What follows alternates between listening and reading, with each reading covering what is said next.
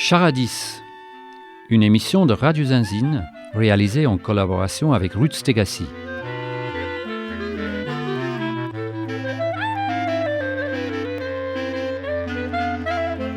Une rencontre avec Pierre Michel, semencier à Forcalquier.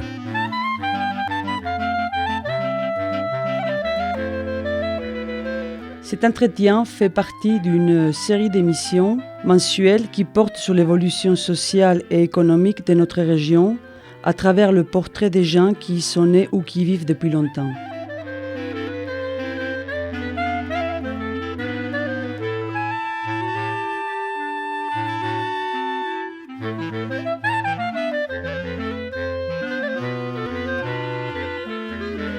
Pour nos auditeurs et nos auditrices qui ne parlent pas couramment le provençal, charadis est un terme francisé dérivé du mot charadis ou au féminin charadisso. Selon le lexique provençal et des mots d'ici, cela signifie conversation animée, longue causerie ou alors entretien de plusieurs personnes.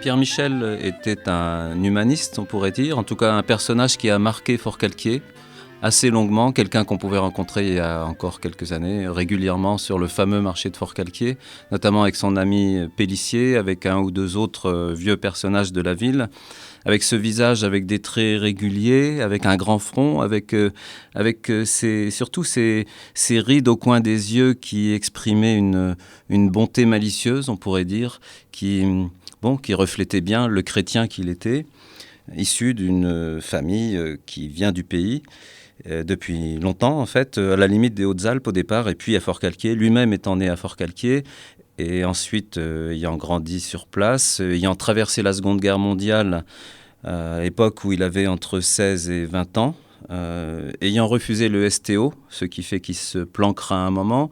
Il a planqué lui aussi, sa famille, une famille de juifs qui était aussi dans la grainerie, comme il le sera lui-même, c'est-à-dire dans les semences. Et puis ensuite, dès 1947, il devient conseiller municipal de Forcalquier. Et là, il va marquer durablement la politique locale, en étant seulement adhérent un temps à un parti, le MRP, donc le parti chrétien, et ensuite étant plutôt compagnon de route des socialistes sans être jamais adhérent. Il était typique de ces personnalités qui, tout en ayant un profil politique qu'on pourrait dire chrétien, social, de gauche, étaient en même temps suffisamment œcuméniques pour privilégier avant tout des activités, des actions locales et être capable d'alliance avec des gens qui avaient des points de vue politiques différents. Donc à partir de 47, conseiller municipal jusqu'à 53, et de 53 à 83, premier adjoint notamment d'une forte tête politique des Alpes d'Haute-Provence, Basses-Alpes à l'époque, c'est-à-dire Delorme, qui sera président du conseil général des Alpes de Provence ou des Basses-Alpes, tandis que Pierre Michel est toujours resté à Forcalquier. Il n'a jamais eu d'ambition politique au-delà de cette ville à laquelle il était attaché. Mais ayant contribué à des investissements importants, structurels, on peut dire, comme le collège de Forcalquier, comme le barrage, qu'on dit barrage de Forcalquier, barrage de la Laye, barrages dans les environs qui ont permis l'irrigation et aussi qui est l'eau courante à Forcalquier, parce que c'est quelque chose qu'on n'imagine pas forcément maintenant, mais pendant longtemps, il n'y avait pas d'eau courante dans une petite ville comme celle-ci, une sous-préfecture. Et le barrage lui-même, il sera opérationnel, je crois, dans les années 60. Et voilà, Forcalquier a été durablement marqué par cette personnalité qui, tout en étant dans le milieu de l'Église, était très ouvert, y compris à des gens, par exemple, les gens de la coopérative Longomaille qui arrivaient, les gens de Radio Zinzine, qui, avec leur côté anarcho-bucolique, auraient pu troubler une personne qui est vraiment institutionnelle quelque part. Mais non, il nous écoutait même régulièrement. Il nous écoutait avec plaisir, ça le faisait rire souvent, avec intérêt parfois. Et j'imagine qu'à d'autres moments, il devait lever les yeux au ciel en disant « Mon Dieu, pardonne-leur », ils ne savent pas ce qu'ils disent. En tout cas, c'est un fort attachement qu'on a eu envers cette personne. Alors donc, dans l'émission que vous allez entendre, il y a tout l'intérêt de ce qu'il raconte à propos des semences, puisque ça, c'est vraiment son métier.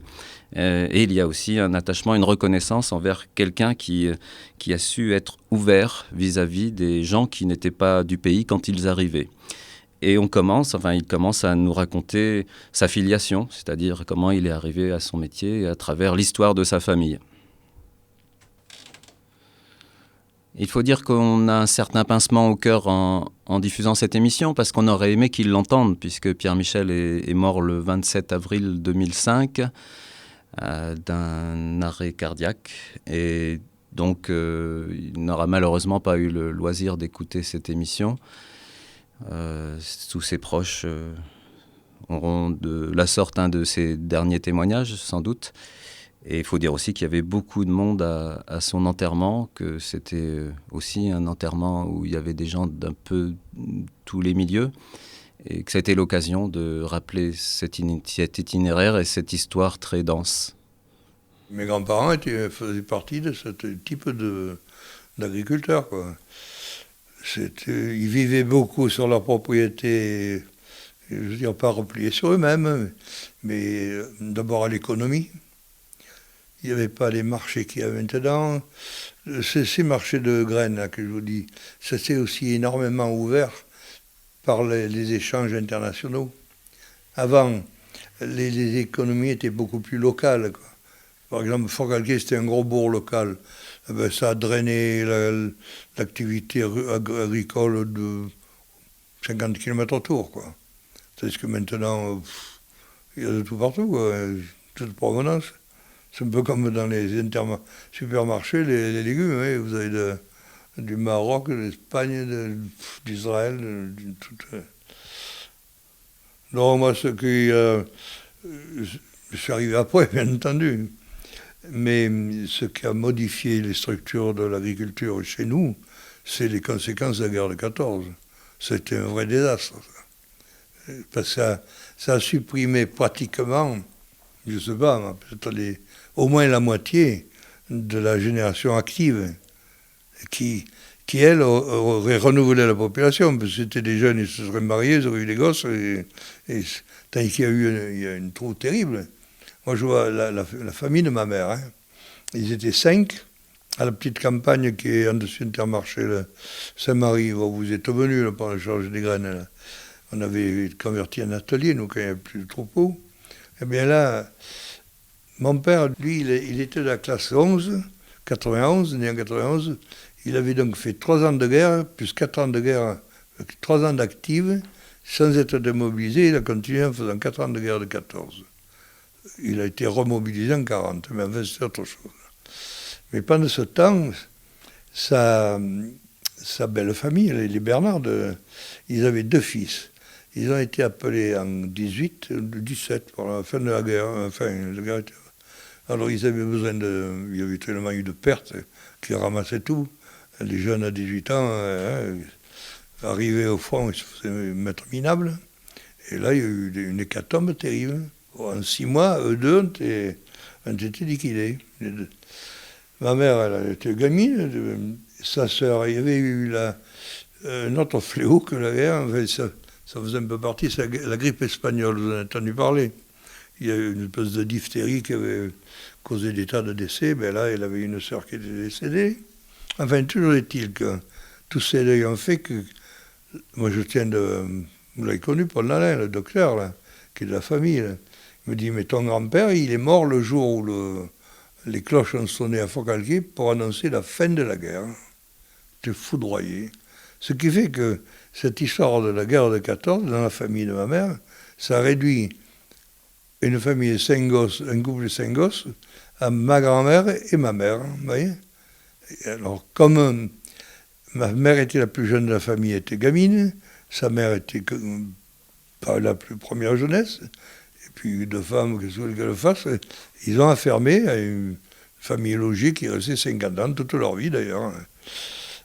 Et je veux dire que là, il y a eu un fermier, mais dans beaucoup de cas, il n'y a plus personne.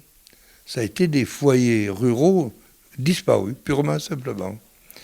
Et quand vous faites le tour de nos villages, quand vous regardez le monument aux morts, si vous allez à Forcalquier, des Bernard, il y en a 3, dans l'ordre alphabétique Et il y a 3 ou 4 familles dans ce cas. Mais des familles où il y a eu 2 tués, c'est très courant, quoi. Alors ça, l'agriculture dans les Alpes du Sud, elle a vu ses structures changer à ce moment-là.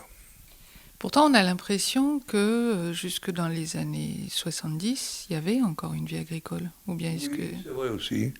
Oui, alors il y en avait beaucoup moins d'agriculteurs qu'à l'époque dont je viens de vous parler. Leur surface avait beaucoup augmenté. Le calcul qu'avait fait mon grand-père, je parle beaucoup de nous, hein, ils étaient à Saint-Marie, ça s'appelle la ferme, là, en dessus d'Intermarché, oui. Et vous voyez où est la colonie corse, où il y avait Dalmasso, là, où il y a Dufy, hein. Eh bien, mon grand-père, il travaillait comme des brutes, économiser sa cordée, économie, et il avait acheté, en empruntant bien sûr, la ferme de Chalut où il y a Dalmasso, là, oui. Parce qu'ayant 2 fils, il s'était dit, un pendant ma suite à Saint-Marie, l'autre s'installera à côté, les 2 frères à côté s'entraideront. C'était vraiment bien vu qu'au point de vue social, familial, ça a été simplifié par le décès des 2 garçons. Hein. Mais c'est pour vous dire que Saint-Marie avait doublé C'était petit, c'est pas devenu très grand, mais ça avait quand même doublé. Et dans d'autres secteurs, comme Valençol, où c'était déjà des grosses étendues, ça c'est connu. Alors, c'était des grosses exploitations. Alors, c'est vrai ce que vous dites, mais pour un nombre d'agricultures, d'exploitations, qui s'étaient dédoublées, probablement. Ça, oui, il faudrait, pour être sûr, questionner la direction de l'agriculture ou la chambre d'agriculture. Il doit exister sûrement des statistiques. Hein. Mais en tout cas, c'est comme ça. Hein. Et maintenant, vous avez vu comme ça évolue. À Forcalquier, s'il y a 10 paysans, c'est le bout du monde. Hein. Maman, il y en a autant. Peut-être pas. Pierre, pareil. Moi, c'est drôle. Par exemple, quand j'étais plus jeune, je faisais beaucoup de transport, de manutention. Et puis je faisais ce qu'il fallait faire. Mais à Manosque, je connaissais dans Manosque pratiquement toutes les remises. Dans Manosque, je devais bien connaître au moins 25 ou 30 paysans. On appelait ça des paysans de village. Ils avaient des terres ailleurs, mais ils habitaient la ville. Et leurs marchandises que j'avais chargées, moi, elles étaient dans leur remise en ville, derrière la cathédrale. Mais moi, à Manosque, je n'y mets plus les pieds, à moins qu'il y ait un enterrement d'un copain. Il n'y a plus de paysans dans les villes. Et c'était vrai à Saint-Tulle, il y en avait une 30aine, Carbère pareil. Et ça, c'est terminé. Presque plus de paysans. Il y a presque plus de paysans, il y a aussi des pratiques culturelles qui ont énormément changé. J'allais vous le dire, ce qui va dans ce sens, c'est la mécanisation. Ça, c'est indubitable. Mais la mécanisation, ça veut dire aussi moins d'animaux, des besoins en fourrage moindres. C'est vrai. Tout ça, c'est vrai.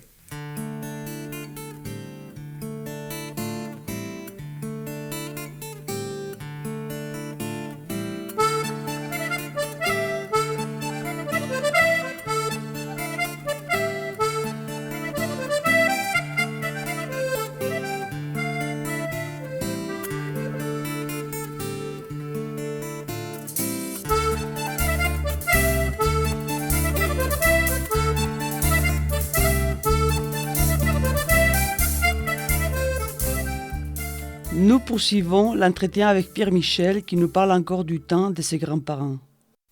Avant la guerre, il y avait une multitude d'exploitations. Ça s'est réduit dans des proportions énormes. Et alors, il y avait beaucoup le souci de s'autosuffire. Vous voyez. Alors, le type, le cultivateur, il avait des brebis ou des vaches, enfin, du bétail. Il lui fallait pour le nourrir produire des fourragères. De la luzerne, du pois, du sainfoin. Bon. Il produisait tout ce qu'il lui fallait. Et puis s'il avait un excédent, c'était ça qu'il vendait. Alors moi, quand mon père a débuté, après la guerre de 14, il était en somme un peu un collecteur des excédents de tous ces cultivateurs. Et dans beaucoup de villages, presque tous les villages, avaient un ou deux courtiers, négociants. Et puis alors il s'est trouvé que lui il avait un peu plus développé, quoi. Bon, voilà. Et alors quand ça se passait comme ça, il se faisait des bons produits, hein. Les bons cultivateurs faisaient des bons produits, il n'y a pas de problème, hein. Les quelques inconséquents, eux, ils vendaient le surchoix de ce qu'ils récoltaient, la luzerne par exemple, puis ils gardaient le deuxième choix pour eux. Ils vendaient ce qui faisait le plus d'argent, et ils se disaient, j'ai quand même de la luzerne pour semer. C'était une erreur, ça, parce que si vous ne semez pas le surchoix, vous ne récoltez pas le surchoix, hein. C'est lié, quoi. Enfin, c'était comme ça. Mais pourquoi ça? Comment? Pourquoi est-ce qu'ils vendaient? Pourquoi ils faisaient ça? À mon avis, c'est tout simple, c'est pour faire plus d'argent, vous comprenez? Et puis il récolte 1000 kilos de luzerne. Il est fini avec son ventilateur, parce que c'était le seul appareil qui existait à l'époque. Il en sort 900 nickel, et puis il en reste 100 passables. Eh bien, il vendra plus cher le kilo du premier choix que du second. Alors, avec le souci de faire plus d'argent, il vend le plus beau, il garde le second choix pour lui. Mais enfin, ça, c'est une anecdote, hein. Les types sérieux ne faisaient pas comme ça. Moi, mon grand-père, le père de mon père, on a une propriété au Poitou, qu'on a toujours, quoi. Eh bien, c'était fort, hein. Il ne s'amusait pas, ce truc-là, hein. Alors, il y avait des méthodes bizarres, hein. Moi, je me souviens, lui, je l'ai connu encore, mon grand-père. Mais ce n'est pas les graines qui nous intéressaient, mais il faisait, entre autres choses, de la céréale, là-haut. Le Poitou, c'est juste en dessus Sisteron, vous savez, quand vous allez à Chantemer, là-haut, hein. Eh bien, lui, il avait innové en faisant des semis de céréales en mélange pour garantir un rendement moyen maximum.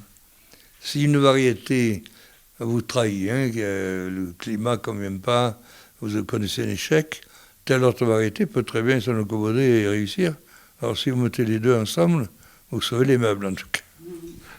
Aujourd'hui, on est exactement dans le processus inverse, c'est-à-dire qu'on essaye d'avoir la variété la plus pure, la plus homogène possible. Alors que ce que vous décrivez là, c'est le contraire de la sélection, c'est plutôt la culture de population. Exactement, c'était la sélection dans les populations. Et nous, par exemple, ici, on a, vous voyez, j'ai tampon, je n'ai pas celui qui concerne la luzerne, mais on en avait un, luzerne de Provence, pure Provence, luzerne pure Provence. C'était des populations. Mais quand même, je vous en raconte une autre d'anecdote. Quand tout le système du NIS était en place, l'INRA s'est intéressé à créer une sélection, alors pas une population, de luzerne de Provence.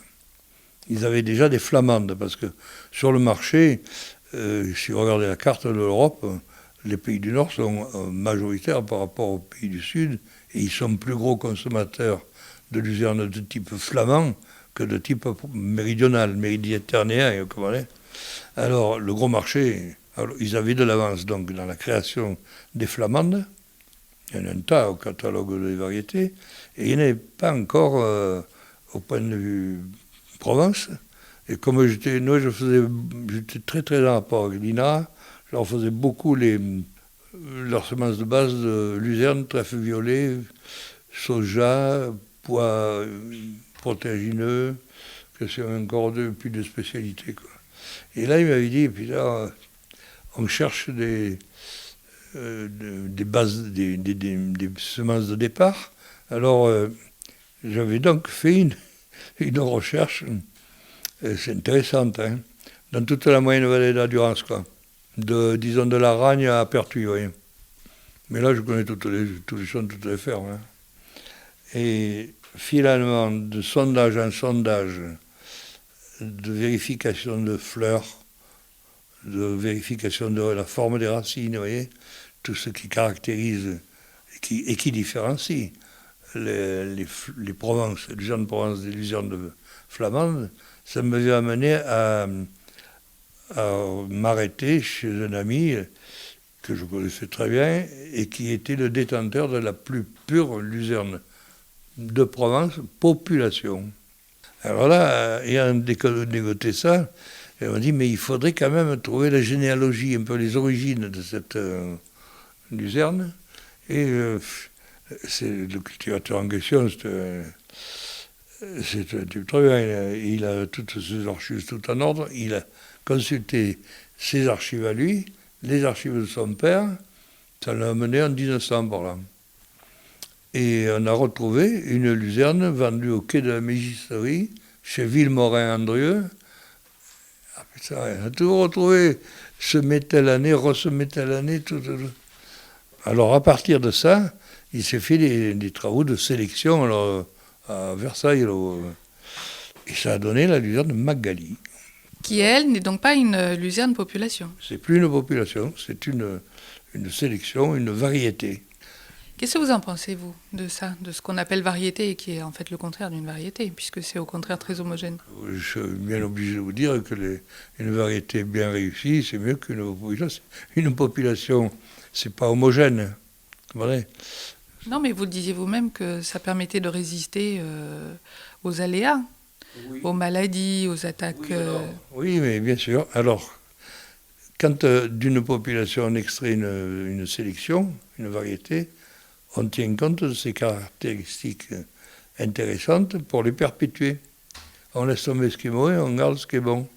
Alors, normalement, si c'est bien mené, on doit optimiser les qualités d'une population choisie, déjà, la consolider, la fixer, et ça donne une variété qui tient la route.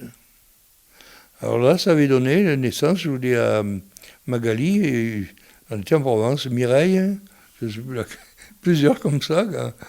Oui. Des noms très provençaux. Voilà, oui, oui. Alors là, une station qui suivait de très près, c'est la station de l'INRA à Montpellier, à Mourguiou exactement. Alors là, il y a des mainteneurs, alors ils maintiennent à la souche, ils gardent en laboratoire d'ailleurs, c'est obligatoire, hein, toute variété est conservée dans ils ont une espèce de, pas des frigos, mais des chambres froides, où il y a des 10 000 sachets là-dedans. Et toute variété inscrite au catalogue doit exister sous forme d'échantillons conservés dans cette enceinte qui a, je crois que c'est à 4 degrés, enfin une température constante et basse qui prolonge la germination. On mettrait ça dans le placard, 5 ans après c'est peut-être mort, tandis que là, 10 ans après, ça marche encore. Ça perd quand même de la germination, hein. Au lieu d'être à 95, ça tombe à 80 peut-être, mais ça existe et on peut redémarrer.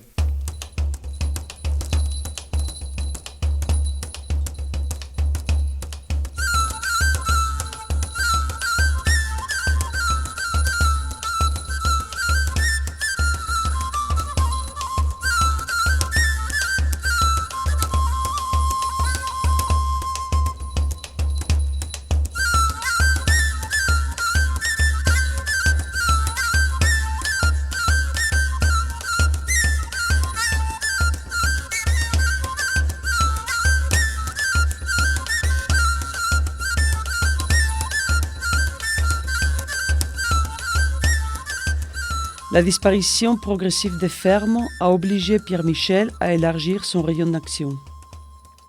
Pour retrouver matière à travailler, moi j'avais des contrats par exemple à Cortaison, là-bas à Mastibert, c'est pas la porte à côté. Hein. Avant, quand j'étais gosse, quand j'étais jeune plutôt, la limite c'était le pont de Mirabeau, vous voyez, et la Ranne-Sisteron, là, de ce quoi. On grenouillait là-dedans. Et puis après, on grenouillait dans un rond de 100 km. Même au-delà, puisque vous dites que vous alliez jusqu'au Larzac. Oui, mais pas pour produire. Pour vendre à des éleveurs de moutons qui faisaient le lait de Roquefort. J'ai un petit-fils qui a fait l'école hôtelière, il a été serveur, chef de rang dans un hôtel, le Pont de Louis, à côté de Rocamadour, vous voyez, où ils descendent toutes les stars, là, toutes les vedettes. Là. C'est pas tout aussi intéressant, mais enfin. Et lui, il a l'hôtel et l'autre, elle a le chevrier. Il a peut-être 300 chèvres. Hein. C'est une grosse affaire. Hein. Et bien, il venait avec son fourgon Renault, là, chargé, d'automne 5 fois, mais 2 pays. Hein. Qu'est-ce que c'est la différence? Il était plus adapté au sol calcaire et pauvre, à la sécheresse, et plus rustique. Il était la tige plus fine, c'est net ça. Par exemple, ce qu'on ne trouve pas dans le commerce, on ne trouvait pas, c'est qu'il y a des sainfoins à 2 coupes, le double, du double, c'est à 2 coupes.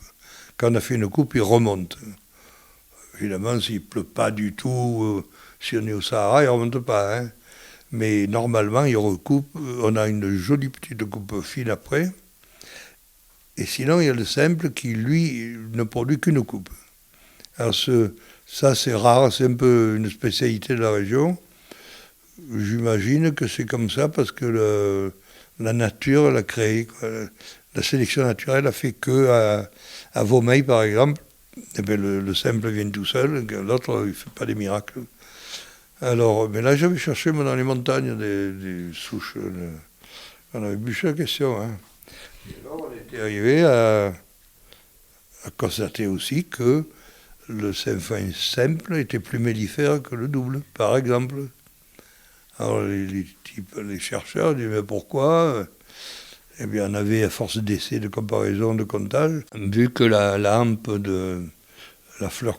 florale du simple est beaucoup plus longue et elle se fane moins vite.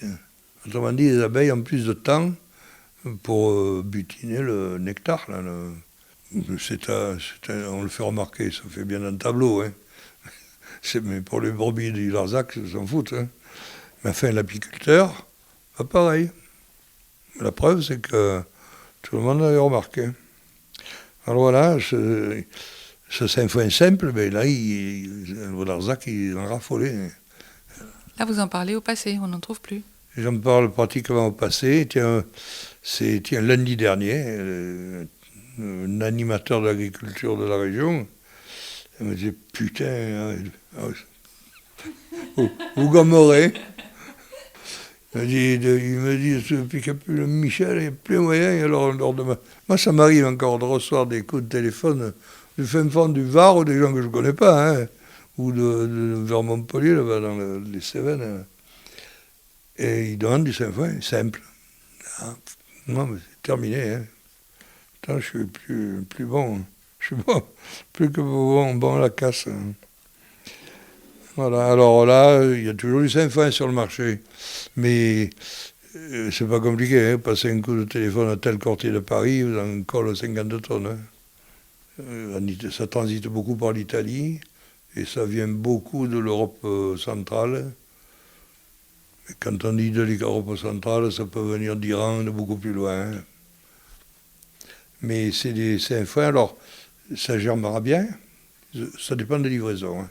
Mais il y a des livraisons très belles, qui vous engagent, quoi, clair. Mais la plante, elle est pas dans son élément naturel. Elle durera moins, par exemple. Un sainfoin, ça se garde 2 ans, un double. 2 ans en culture, plein pot. Si on peut, on le garde 3 ans. Ça marche encore. Mais ceux-là, au bout d'un an, ils sont pas plus gars y compter. Alors voilà la différence. C'est un marché qui a changé par la force des choses. Moi, je regrette vraiment qu'ils n'aient pas poursuivi. D'autres le feront peut-être. De Saint-Fin, il en venait beaucoup de Pologne aussi. Et quand vous regardez la carte, la latitude de la Pologne, c'est une latitude de pays froid, quoi. Si vous faites ça en arrière-pays de la vie d'Auban, là, derrière Saint-Tropez, là, ça colle pas, hein. Trop sec, trop chaud. Là, je vous parle beaucoup de graines fourragères, vous voyez. C'était votre métier. Plus. Parce qu'on faisait aussi beaucoup de potagères, des haricots de semences, des betteraves industrielles.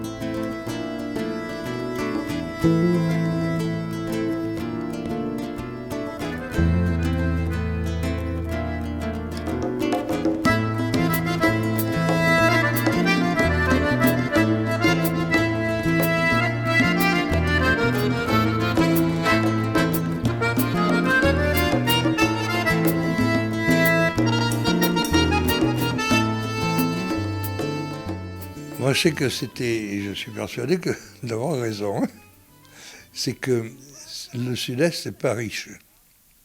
Si c'est riche, on serait beaucoup plus nombreux. Si les Basses-Alpes étaient vraiment un pays rupin, ça serait pas 150 000, hein, on n'est même pas. On serait 500 000 à bouffer. On serait tous gras comme des cochons, mais bien sûr. Mais ce qu'on a, c'est que le peu qu'on récolte est bon. C'est plutôt du haut de gamme, vous voyez. Et les semences qu'on récoltait ici, si c'est récolté par des gens sérieux, quoi, qui les soignent et que ça atteignait des germinations très élevées, la maturité était parfaite. Quand c'est comme ça, la germination dure beaucoup plus longtemps. On a des qualités, quoi. Alors, ça a amené beaucoup... Moi, j'étais souvent sous-traitant, la plupart du temps, même, à la fin, de boîtes qui faisaient des graines de betteraves industrielles pour faire du sucre, vous savez. Qu'est-ce qu'ils venaient foutre dans les Basses-Alpes? Alors qu'ils ont la possibilité, dans la région parisienne, d'avoir des paysans qui leur font 40 hectares. Ils le faisaient aussi. Mais il leur fallait quand même une partie de la récolte de haut de gamme. C'était celle qu'ils produisaient dans le Sud-Est. Alors ça, c'était vrai pour la betterave industrielle, la betterave à sucre, les fourragères en général. Et puis toutes les potagères, à un moment, quand j'étais jeune, ils se faisaient... Ça, c'est complètement abandonné.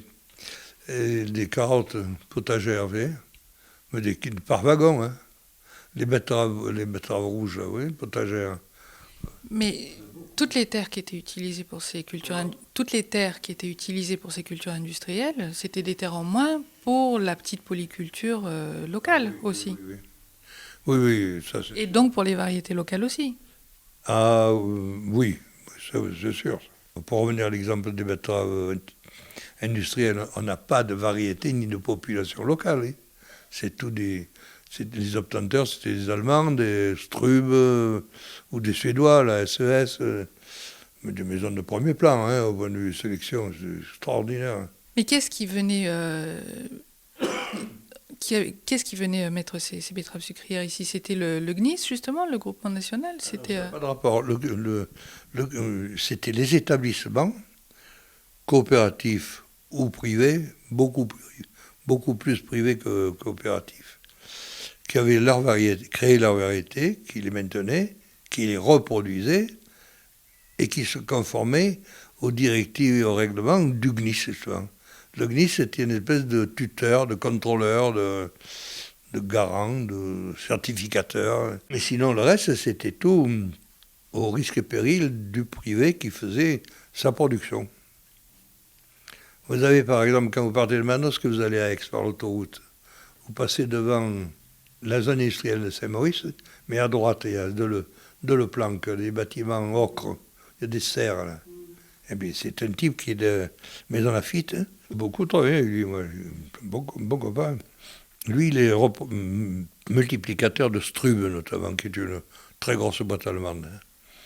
Eh bien, il a créé, dans le Sud-Est, une unité de séchage, triage, production à Manosque.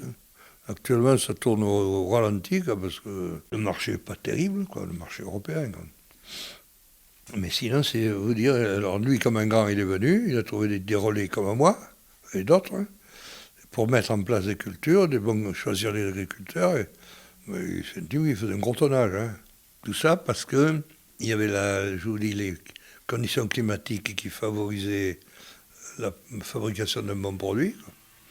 Et puis il y a aussi qu'il y a des zones où on produit depuis toujours des graines comme ça. Mais finalement, il s'en établit, malheureusement, à titre permanent, endémique dans les talus. Là, par exemple, le charroi des graines en vrac dans les bennes. C'est pas simple, il ne faut pas qu'il tombe une graine pendant le parcours. Hein. Sinon, vous avez au bord des routes telle et telle variété qui, en mélange, qui poussent, qui polluent les cultures qui sont... il faut respecter des distances importantes, 1,5 km, des trucs comme ça. Moi, je faisais aussi des tournesols, pour des raisons d'isolement, ça.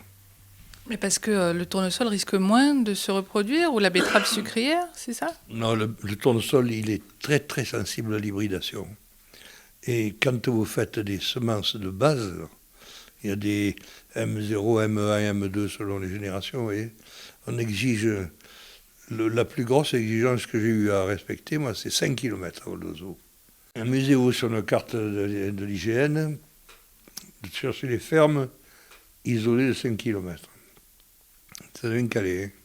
Alors nous, on avait cet atout, on l'a toujours, c'est que entre la vallée du Largue et la vallée de la Laye, il peut y avoir une ferme isolée de 5 km. Parce que c'est tellement strict, cette affaire, que quand les cultures sont en place, on fait passer un avion hein, ou une delta, là, avec, ils prennent des photos au moment de la floraison, puis ils voient bien si votre champ est fleuri en même temps que le mien. Et s'il n'y a pas la distance, il faut en détruire un ou les deux. C'est très strict.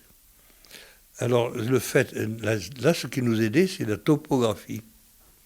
Le Jabron, la Bléone, enfin, un peu. Alors, ce qui fait que, moi, je sais que j'avais une quinzaine ou vingtaine de cultures, de semences de base, c'est pour Rusticax et à Toulouse, vous voyez.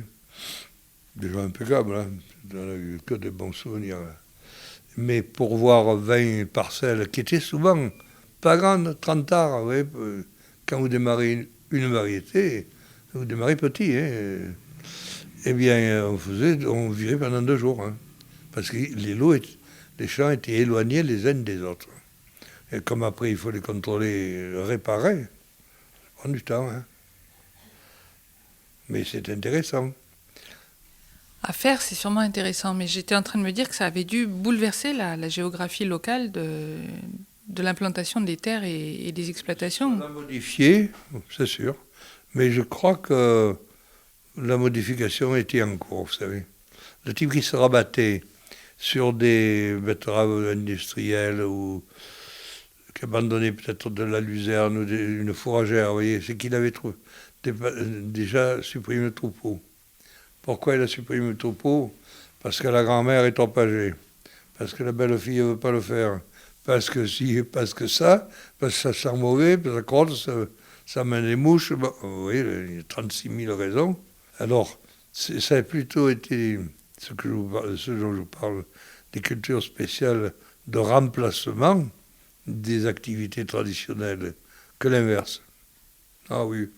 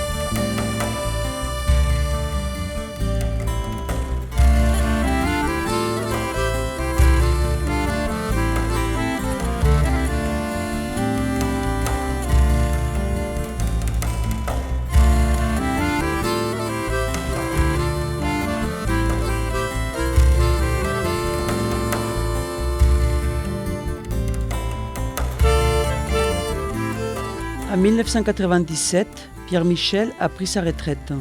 Il nous parle de l'évolution du métier de sémencier. Ah oui, je l'ai prise, j'ai remarqué que je pouvais la prendre, j'avais 72 ans. Je vais passer donc l'âge fatidique. Mais c'est un fait que ce que je faisais, le travail n'a pas été poursuivi. Je vous expliquerai mieux ça, parce que ça va avec beaucoup de contraintes administratives, quoi, la certification des semences. Vous me demandiez tantôt comment le métier avait évolué pour la durée que j'ai connue dans la profession. Moi, à mon avis, il y a 2 dates importantes. Avec l'occupation, et Pétain fait cette organisation de cette époque. Les corporations sont constituées et dans les semences, il s'est constitué le groupement national interprofessionnel des semences, le GNIS. Qui existe toujours. Qui existe toujours, oui, qui s'est structuré, qui comprend qui s'occupe de tout ce qui est plants et semences, et avec des sections, les pommes de terre, les plants d'arbres, les fourragères, les potagères, enfin tout. C'est très bien structuré. Et comment dire, alors il y a eu cette mise en place de cette organisation-là. Et puis après, le temps a passé, on a connu la pénurie, il a fallu créer l'abondance. Toujours est-il qu'il y a un bouquin qui est apparu, c'était Sico Manshold. Il avait une responsabilité au niveau de l'Europe qui naissait. Il était commissaire à l'agriculture. Voilà. Et ce type-là, ça avait fait l'effet d'une bombe parce qu'il prévoyait déjà, et les événements lui donnent raison d'ailleurs, que l'agriculture deviendrait industrielle, que les structures familiales qu'on a toujours connues, nous, étaient malmenées dans cette affaire. Bon, alors Sico Manshold a fait son truc. Ça, c'était autour de 1968 ? Dans les années 60, oui, 60-65, un truc comme ça. Moi, là aussi, pareil, je l'ai prêté ce bouquin. J'aimerais le récupérer pour le relire, vous voyez, parce que ça tellement... Il me semble que ce qui se passe ressemble tellement à ce qu'il avait prévu ou prédit que j'aimerais bien le vérifier. Bon, alors là, il est passé, disons, 20-25 ans encore. Et puis, il y a eu un autre bouquin. C'était cette occasion, d'ailleurs, que Rémi, là, les copains là, de la Zinzine, avaient mis sur pied cette interview. Et le bouquin, c'était La guerre des semences. Le nom d'auteur, j'ai oublié. C'était l'introduction dans la production des semences des hybrides, voilà. Alors ça avait été encore un grand débat. C'est un peu comme les OGM maintenant, vous voyez. Et moi, les trois dates, c'est ça. Les corporations de l'occupation, Sico Manshold et guerre des semences, c'est les grands tournants là, de la profession. Tout ça s'inscrivant dans l'époque, l'évolution moderne de la concentration des entreprises. Et moi, quand j'ai pris la retraite, il y a donc 7 ans, les 10 dernières années que j'ai connues en activité, au cours de ces 10 dernières années d'activité, j'ai vu fondre la profession dans la proportion de 80%. Oui. Soit que les gens baissaient leur rideau, soit que la conjoncture n'était pas en leur faveur, soit que, c'est un peu le cas de mon successeur, je ne veux pas le taquiner, mais toutes ces productions qui étaient donc dirigées, organisées sur des contrats, vous voyez, ça va avec des déclarations de culture, des plans dressés, des contrôles sur champ à faire. C'est lourd comme système, ça coûte. À la sortie, une graine comme ça, suivie, améliorée, certifiée, elle revient plus cher qu'une foraine banale, vous comprenez ? Alors, après l'acheteur, où il est connaisseur et amateur, il paye plus cher, mais mieux, meilleur, ou non, vous comprenez ? Alors, enfin, ça, peut-être aussi qu'il y a eu des problèmes de succession, que tel fils n'a pas pu succéder à tel père, pour des raisons internes, familiales. Enfin, en tout cas, c'est ce qui s'est produit. Mais la concentration des unités de production, je l'ai vu dans le domaine coopératif aussi bien que dans le domaine des particuliers. Hein. D'ailleurs, on le voit dans les Alpes. Nous-mêmes, nous avons comme successeur la coopérative de Laragne. Ils ont créé en leur sein, disons, une société Michel Semences qui fait les semences en gros, comme on le faisait, nous. Et puis moi, j'avais une autre activité de création de semences qui avait donné naissance à une société, Michel Plansion, qui est à Nogent-sur-Seine, vous voyez. Mais ça, c'est uniquement pour créer des porte-graines, des souches de départ, vous voyez. Alors, des petits tonnages, donc. Là, c'était des mini-cultures. Moi, je sais qu'à Saint-Marc, à un moment, j'avais au moins 800, pas 800, mais plusieurs centaines, 500 parcelles sûrement. Des parcelles de 3 mètres sur 1,50 mètre, vous voyez. Moyennant quoi, on était arrivé avec un copain qui me faisait ça avec moi, là, qui avait fait l'école d'horticulture de Versailles, lui. On était arrivé à créer une petite collection de Saint-Foin, justement, le Canto, de la Luzerne aussi, qui sont au catalogue officiel des variétés, mondial des variétés. Mais là, vous parlez, vous avez commencé en parlant beaucoup de la concentration des entreprises, mais il y a aussi une uniformisation de l'offre. Parce que là, vous êtes en train de nous expliquer que vous avez créé diverses variétés de petit tonnage, mais aujourd'hui, c'est plus tellement ça qui se passe. Alors, là, la question de ces variétés, c'est tout simple. Si le Saint-Foin, par exemple, avait été un créneau marchand important, les gros s'y seraient intéressés. Ils n'auraient pas laissé un petit s'exciter sur l'histoire. Mais comme le créneau était étroit, il dit, bon, s'il veut s'exciter là-dessus, il passe son envie. Mais les grands secteurs, le maïs, les céréales, le soja, enfin les gros trucs, ils suivent la question, je m'entends vous le dire.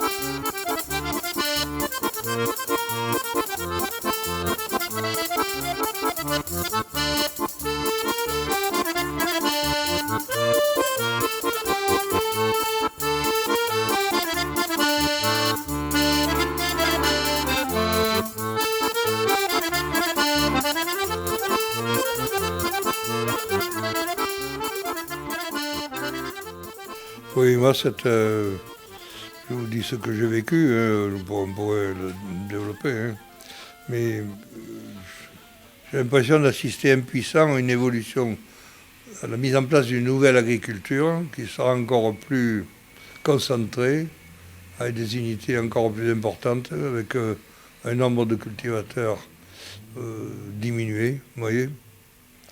Et c'est pour ça que j'aimerais retrouver le bouquin de Sico Manchol, parce que j'ai bien l'impression qu'il y a 50 ans, il voyait déjà les choses comme ça.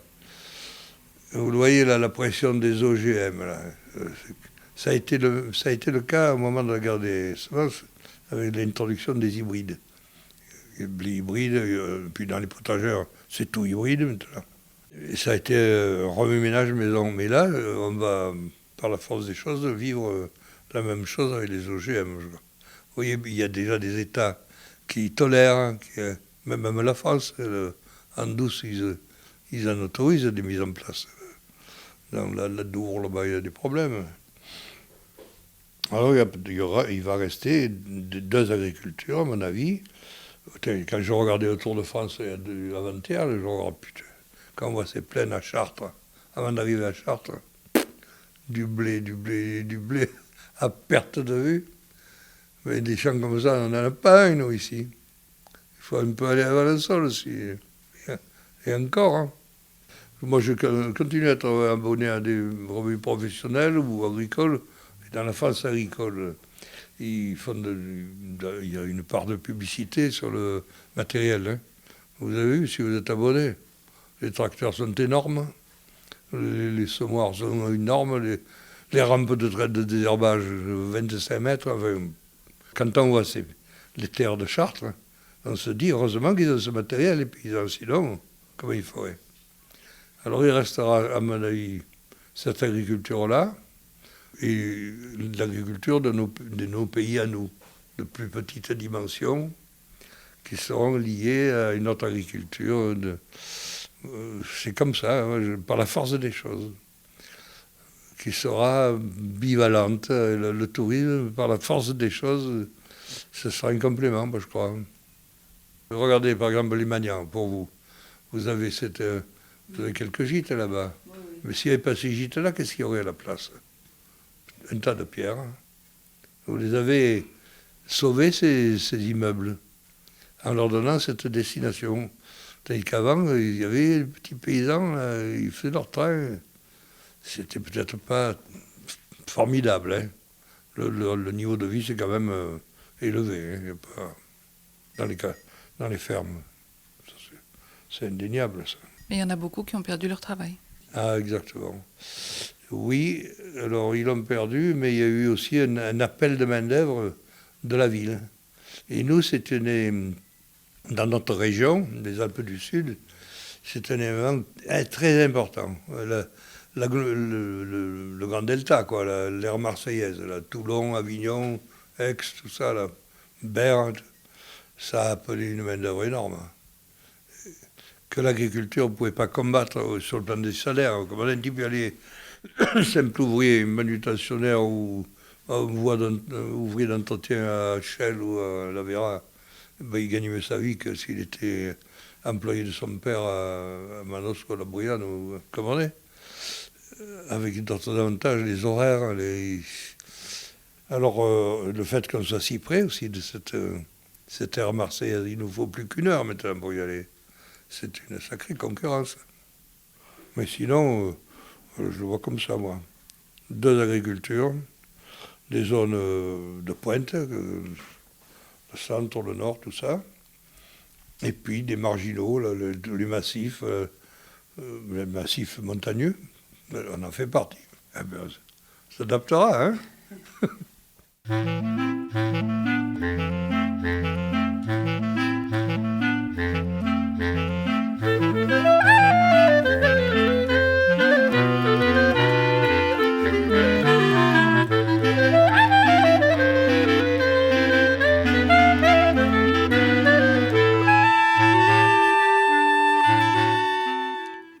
C'était une rencontre avec Pierre Michel, semoncé à Forcalquier.